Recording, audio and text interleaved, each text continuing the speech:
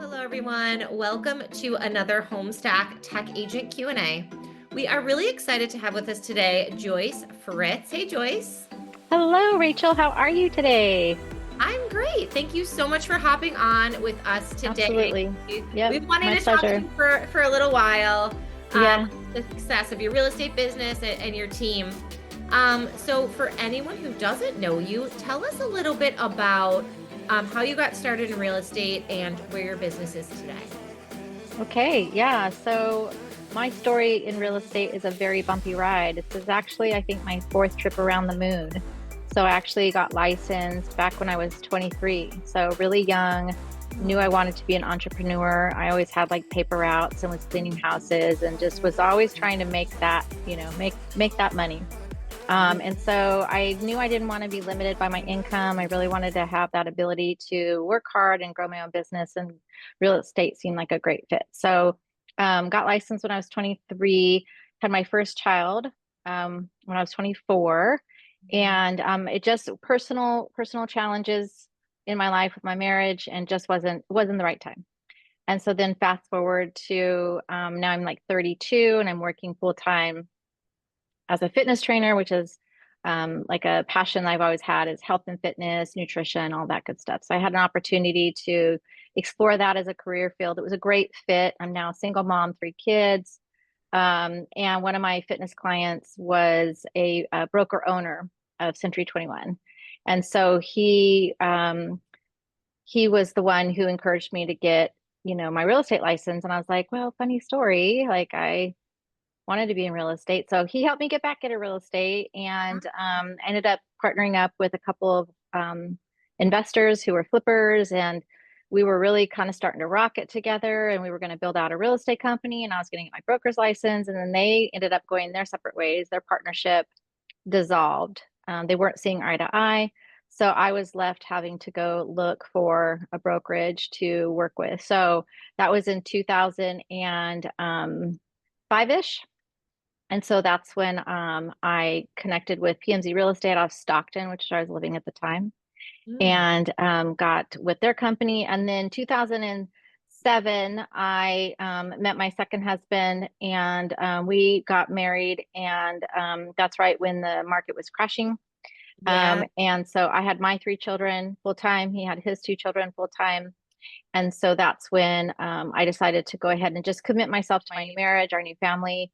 So I actually went back to fitness training at that point Oh, wow. because it was just a better fit for my new life. And kind of hung up my real estate license with no intention really probably to ever go back because I thought this was, my new life path. But then in 2014, my then father-in-law reached out and said, hey, I'd like to buy some investment properties and I want you to be my realtor. And I'm like, well, I'm not doing the real estate gig right now. And he's like, well, get your license up and running again. I want to buy some properties. So that kind of got me Wow. exploring the idea of real estate again because it had been 6 years. And at that time, I decided, maybe it is good timing. My son had already gone into the Air Force. Um, my oldest daughter was a senior working at Starbucks, had her own car. I never saw her. You know how that goes if you have Yeah. any kids. Um, and my youngest daughter was a junior. So I started taking a look at my where I was at in life and thought, well, maybe this is, God opening a door for me and saying, it's time for you to get back into real estate. So I did. And at that time, I was still fitness training. And one of my fitness clients was a family member who was a loan officer, a long-time loan officer. And so she, hearing that I was back in real estate, said, hey, I've always thought about jumping from loans to real estate. What do you think about partnering up? And so I was like, okay, yeah, that sounds great. So 2014 to 2017, I did a 3-year stint with her. But partnerships are like marriages. You got to Yes. work at them, and they are business partnerships are, challenging. Mhm. Bottom line, she didn't want to work. I wanted to work. So really kind of that cut and dry, Oh, that black and kind white. of like My third, right? My third trip it around the sounds like moon. real estate always found you. True. Yeah, always pull me back in like the Godfather. Um, so from 2017 to now, so I'm on my 8th year of being solo, and Launched 12 Doors Real Estate in 2023, April of 2023. So the entire time I was with PMZ Real Estate, and then in 2023, launched 12 Doors Real Estate, and here we are now. You make it look very effortless, I have to say. Well, I gave you the short version, Rachel. Wow, wow. I love it. I love it. No, it and I feel like every person in real estate has the most interesting stories, right? It's not like I graduated from college, I just got my job and I'm working like a nine Yeah, to five. Like that is not what you're yeah. signing up for if you're going into real estate. Like, No, yeah. no, no. So I love hearing, people's stories. And I think sometimes too with social media, you can see someone and you're like, oh my God, it looks so easy. Just get your real Mm-hmm. estate license. Just do a couple Yeah. social media videos, right? It's Mm-hmm. deceiving Mm-hmm. what goes into it Yeah. back end. Yeah. Yeah. You're like, I like houses. They're cute. I like people. They're fun. I could be a great realtor. And you're like, houses are always breaking. People are crazy. What am I doing? No. I love it. I love it. So, where did you bring in the team aspect of things? Tell us a little bit about 12 Doors Mm-hmm. and how you Mm-hmm. started to get other agents onto the team. Yeah. Yeah. So the team concept was really born out of necessity. So when I was with PMZ Real Estate and I was on my own from 2017 to 2023, so that's a 5 year stretch, right? Yeah. During that period, my real estate career catapulted into the stratosphere. I went from 4 million a year in production to 40 million a year in production. So, What do you think that was accredited to? totally a shift in mindset. Yeah, Really? totally a shift in mindset. 100%. Yeah. So to go, you'll have to dip into like the mindset Yeah. shift to go from Yeah. 4 million to To 40 million 40. in Yeah. production. Yeah. My highest year was 60 million. So, yeah. Good. Yeah. In individual production. So what's the mindset shift there? Yeah. So when I was with PMZ Real Estate, I was actually scholarshiped. My name was chosen as if we had the ability from upper management, if we had the ability to send one person to this real estate seminar called Ninja Selling, who would we send? And so my name was pulled out of the hat. And so when I was asked to go to this seminar, I was asked to not tell anybody that I was being scholarshiped and to report back to the president and owner of the company what I felt the value of it was, because it was really more of them kind of exploring this as a seminar that they would continue to sponsor and bring into the company. And so I attended that seminar, and I was going through what is now my second divorce. I'm on my second, I'm now single again. That's a whole nother podcast that we could have on that conversation about just, the trials and errors of marriage and trying to learn how to choose correctly. Um, so through that seminar, something broke off in me in terms of having that aha moment, that epiphany Yeah. moment. And the aha moment was what I like to call an unlimited mindset. Mhm. I realized that I was operating in a scarcity mindset, not an abundance mindset, that I was always worrying about where my next deal was coming from. I was always worrying about, how's this all going to work out? Just the worry thoughts. And Yeah. what I realized was that I'm a woman of faith. I'm a born again Christian, and what I realized was it was a spiritual revelation that by having all of those thoughts swirling around my head and always thinking that I wasn't going to be able to have enough, what I was doing was I was, number one, not putting my trust fully in God to provide for me as a faithful father, but I was also like truly limiting God. I was saying, God, you can't do this. You can't take care of me. You can't provide for me. And that for me was like, oh, no, I don't want to be doing that. And I'm literally through my own mental state of mind, putting God in a box and saying, here's your threshold, God. Like you can only do this much. And I was like, that's crazy because God is God and God can do anything. God is the God of miracles. God is the God of you know, all Was this a things. religious-based seminar? No, Interesting. Yeah. no, But it but was about the not having the limited mindset. 100%. So Yeah. think of the book The Secret, right? You can, if you can will it, you can think it. If you you can create your own truth, you can create your own reality or Yeah. Yeah. your own future. If you just write enough affirmations and what they think, believe, receive, kind of that concept. But Yeah. that didn't align with my spiritual beliefs because I don't believe that I control the universe. I don't believe that I can decide what my future holds. We all have learned you step out the front door and you're a car accident that day. Like you didn't, things happen. We do Yeah. not have control of the universe and we cannot bend it and will it to what we want everything to Go be. to the ninja conference. Yep. You have the epiphany. Yep. You're shifting from the scarcity mindset to the abundance mindset. Yep. Yep. And then you come back after being on this scholarship Yep. journey. Yep. And what changes in your real estate business, or what do What you changed, start to yeah, what focus on? changed was my daily habits. So Yeah. what I did was I adopted the daily habits and I went through the whole, because those kinds of seminars, 4 days, 8 hours, it's drinking water out of a fire hose. So I brought all the content back home and I literally put myself back through all of the content with the commitment that I was no longer going to limit God. I was going to believe that all things are possible and Mm. He can do all things, right? Scripture even says that, right? I can do all things through Christ who strengthens me.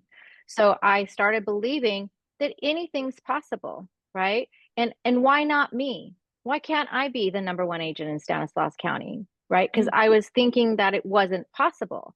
So when I Yeah. shifted into actually that is possible. That could happen. Why But not? Why not? why not? But I needed to, for me personally, and for my faith, I needed to give God the authority over that happening. Because I didn't want to slip into, I bend the universe to my will and I create my own reality. Because now I'm out of alignment spiritually that God is in control. And So it helps you to not have those doubtful thoughts creeping in. If you just give it over, 100%, it's what's a happening is happening. hundred And percent. yeah, it A frees you hundred in a way. percent. It frees you. It absolutely frees you. And so, yeah, I adopted the principle, started getting up at 5 in the morning, writing out my affirmations, writing out my daily gratitudes, and, started picking up the phone and making my certain number of daily phone calls and adopting the Ford formula, family, occupation, real estate, recreation, dreams when I'm speaking to people, right? Wait, So, what's the four state Ford, Ford, word? family, Oh. occupation, recreation, dreams. So you're making the phone calls to people and you're not talking about real estate. Mhm. You're forming relationships, you're forming connection, right? They know Yeah. you sell real estate. You don't need to call and say, "Hey, you want to buy or sell a house today?" Yeah, yeah. And Right? Hey, instead of waking up and being like, ugh, and having those like that heaviness weigh on you, you're just like, I'm just gonna do my habits. I'm just gonna stick to it. just going to do my habits. I'm just going to Yeah. love on people. I'm going to set my goals. I want to close. So I started out with I can close 3 transactions a month, 36 transactions a year. That was one of my very first affirmations, right? And there's many, but that was one of Yeah. my original ones. And so um, I closed over $500,000 gross commission income by Wow. changing all of that, right? So my first year was 250 because I set my first goal at $150,000. So that first year I did 255, right? And then that was so hard for me to like open up my mind to that type of income, right? Yeah. Because the most I'd ever made was 50,000 annually. And in California, that's low. um, Yeah. Yeah. so when I was halfway through my year and I was already at $150,000, I had somebody challenge me to raise the bar that year. And I was already like, oh my gosh, I can't even believe I've already done this, but to push myself even further, right? So then the following year I set my goal at 500,000. The following year I set my goal at 750,000. And then the following year I set my goal at 1 million. Every year I've met my goal. Wow. And I just keep doing those same principles and those same practices. And yes, the doubts come back. the worry comes back because we're human. Yeah. And so, like to your point, I just circle back around to I didn't do this. God allowed it to happen. He's in control of my provision. And I just show up like a farmer and I toss the seed in the dirt and I till the land and I do the work and he's in control of the harvest. And that has served me well. Yeah, it sounds like it. So let's break down just a little bit about the principles of the routine, right? So Yep. you get up, you do an affirmation every day. I have a list of affirmations. Yes. Okay. And then you said something about journaling, I do gratitudes, gratitudes, and write then those out. you make the calls, Yes. the dreaded calls, right? That people are like, can I just text or can I just send like an email sequence? In essence, I think in a weird way, it always comes back to the phone calls. No matter Yeah. who I talk to, every successful realtor is like, pick up the phone. 100%. Well, let's talk a little bit about the app too, because Yeah. I think in a way that is a way that, we just did this webinar with four top agents talking about Yeah. AI and what's going to happen with AI and how is it going to take over. And I think at the end of the webinar, we came to the conclusion of like, okay, there's tech. Yes, you need the tech. And then there's the app, right? And then there's the old school ways of reaching out. And I think the app is kind of like the gateway in Mm-hmm. between that like scary tech and your relationships, right? Mm-hmm. It's Mm-hmm. kind of like this low-key, non-salesy warm-up tool in a way. Mm-hmm. Um, so let's talk a little bit about how did you even come to the conclusion that you wanted to get a branded real estate app? We were actually approached to launch an app. And I mean, who doesn't want their own app? I Yeah. mean, it's kind of a no-brainer, right? Yeah. Because I think that at the end of the day, we've leveraged it many different ways, but I think that it leverages your branding Hmm. exponentially because Yeah. it catapults you into a category of legitimacy that other companies can't necessarily compete against if they don't also have an app. It's like, it's like job applicants, one person has a master's and the other person just maybe has an AA, Yeah. right? The person with the master's is in a different category. And so when you're Apple and Google verified as a legitimate app, your legitimacy as a real estate company is different. And Yeah. that's how I leverage it when I introduce it. I love that. And I think this is going to come up more and more as all these mergers happen with these larger companies kind of taking over. Hmm. And maybe there's 300,000 Compass agents, but they're all going to look the same. They're all going to have that black Hmm. and white branding. Yeah. What's going to help them to really stand out as opposed to Yeah. you have your own team, your 12 doors real estate, like, Yeah. so I think it can help in that way as well. Well, I think that there's just age-old truth, wisdom that never changes, no matter how much the world around us changes. And I think one of those principles that will never change is bigger isn't always better. I mean, it's just that simple. Yeah. And as human beings, we absolutely thrive on connection and relationships. It's how God made us, how we're wired. We want those things, right? Some more than others. My myself, I love being around people, but then Yeah. I need time to recuperate from that. I need some downtime, some alone time. Other people thrive on 24/7. I just want people around me 24/7. That's what I need. But at the end of the day, everybody that's a human being wants relationship and connection. And so you can never take that out of the real estate equation. And so, anytime there's these, mega, companies, we'll call it, it doesn't replace the relationship. And that's why people choose to work with a particular realtor. Hmm. There might be that one person who's like, I want the best and I want the biggest, but I think that that pool of buyers and sellers is really small Yeah. compared to the buyers and sellers who are working with their trusted advisor. I get so many messages and calls all the time. Joyce, what do you think I should do here? Yeah. What's my answer here? What Yeah. advice can you give me here? Like you really are their trusted advisor, and mergers and acquisitions and mega whatever just don't replace. So I don't sweat any of that. Whatever. So how have you guys used the app with the team? How many team members Hmm. do you have right now? We have 7 agents and 3 full-time administrative and a team coach. Oh, wow. Awesome. So how does the app help you in the overall business? Because Yeah. each agent kind of gets their own version of the app. Yep. Yep. And how does it help you when you're trying to even, recruit top agents? Oh, absolutely. So, well, we don't try to recruit top agents, number one. So, just FYI on that. They usually aren't the right fit for a team culture. They're typically already producing at their own level and have their own show going. Mhm. So we're looking for those agents that are either new or looking to grow their business and just haven't been able to do successfully for a very variety of reasons. And we don't need to get into any of that. And then some people just like being part of a team, of a Yeah. culture, of a family environment that they don't like being an island unto themselves, right? They don't want to be the entrepreneurial person driving the ship. And so, how have we leveraged the app?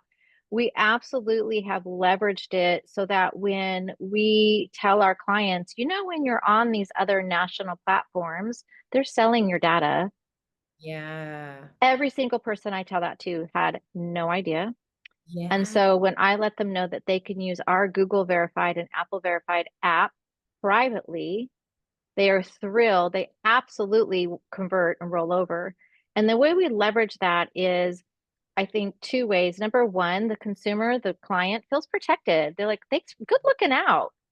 Give for helping me not have nobody wants their private information being sold. I've not met a single person that's like, oh, that's fine. I'll let them keep selling my information. No, everybody's like, no. And then Yeah. secondarily, it drives them to our branding, right? The messaging is now through 12 doors, and it just supports, complements our branding so that all their communications are now coming through the 12 doors app. They're making their showing requests through the app, they're using the app. And we've got people who have started using the app now outside of our ecosystem.